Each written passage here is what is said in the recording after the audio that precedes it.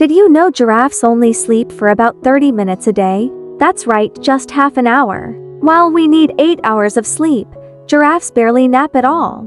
And get this, they don't even lie down most of the time. They sleep standing up.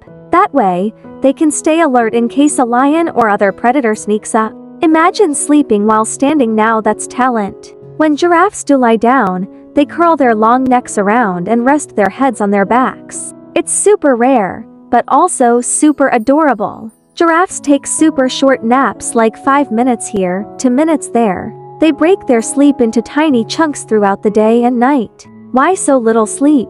Well, giraffes are always on the lookout. In the wild, they have to be careful. Sleeping too long could be dangerous. So while you're getting cozy under your blanket, remember some animals barely sleep at all. Giraffes are the power nappers of the animal kingdom. Isn't that wild? What animal do you want to learn about next? Let us know in the comments, and don't forget to like and follow for more cool animal facts.